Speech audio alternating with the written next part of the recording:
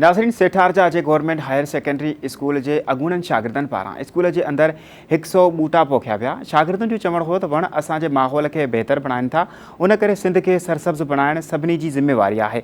इन हवाले से रिपोर्ट करे रहियो आहे आशिक़ हुसैन। सरसब्ज़ सिंध सेहतमंद माहौल जो उनवान हेठि गवर्नमेंट हायर सेकेंडरी स्कूल सेठारजा में 1983 ईस्वीअ में मैट्रिक पास कंदड़ एक क्लास के अगवान शागिर्दनि पारां जोड़ियल ओल्ड स्टूडेंट ऑर्गेनाइजेशन पारां स्कूल के मुख़्तलिफ़ क़िस्म जा 100 खां वधीक वण पोखिया विया। उन मौक़े ते शागिर्द अगवान इसरार अहमद दाराई, उस्ताद आशिक़ हुसैन सरतो, मुश्ताक अहमद राजपर, हुसैन बख्श कुबर, सज्जाद अली कुबर। माहौलियाती हवाले से सख्त ज़रूरत हुई।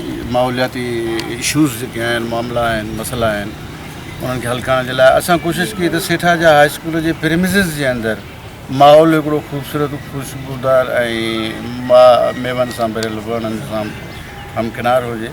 जीअं हाई स्कूल सेठारजा जे माहौल जे अंदरि हिकिड़ी संजीदगी पैदा, शाइस्तगी पैदा थी सघे। उन हवाले सां असां मूंखे दावत ॾिनी, हुकुम थियो मूंखे इसरार साहब जो त वण जेको आहे सो मुहैया करणा आहिनि, छो त मुंहिंजो प्रोफेशनल आहियां, मुंहिंजी फील्ड आई आहे। 1983 में मैट्रिक पास कई ऐं असीं 66 स्टूडेंट हुआसीं उन बैच में। उन जे करे बि ऐं पंहिंजे वालिदैन जे पारां बि अॼु शजरकारी जो मुहिम जो आगाज़ कयो आहे ऐं 66 बूटा मूं लॻाया आहिनि। हालां त हिते असांजी 83 बैच जेका 1983 में हितां मैट्रिक करे निकिती, उन्हनि पंहिंजे तरफ़ां असरार अहमद जे ताउन सां, साईं अज़ीज़ अहमद फुल साहब जे ताउन सां हिते बूटा लॻाइण जो जी शुरूआत कई आहे। ऐं हीअ ॿार जी मुंद हे असां चाहियूं था त हीअ स्कूल असांजो ग्रीन बेल्ट बणिजे ऐं सिहत जे हवाले सां हीअ बूटा जेके आहिनि से असांजे लाइ हिकिड़ी सिहत जो जेको माहौल फ़राहम कनि था, त जीअं असां वटां बीमारियूं या ग़िलाज़तूं वग़ैरह जेके हीअ पाण में जज़ब करे ऐं असांखे साफ़ ऑक्सीजन मुहैया कनि था। असां दुआ कंदासीं त इनशाला हीअ कामयाबी जेका आहे हीअ बूटा सभु कामयाबु थियनि ऐं वॾा वण बणिजनि।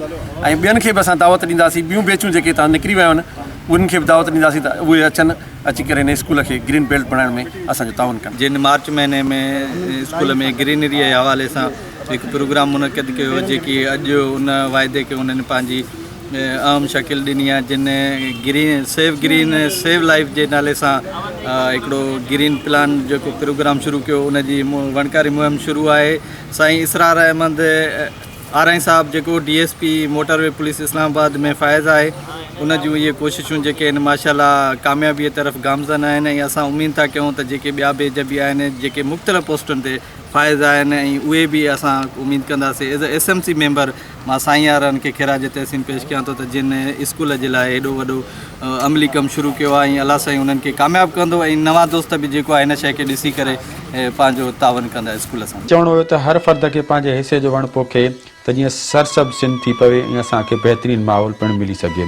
कैमरा टीम सां गॾु आशिक़ हुसैन, धरती TV, सेठारजा।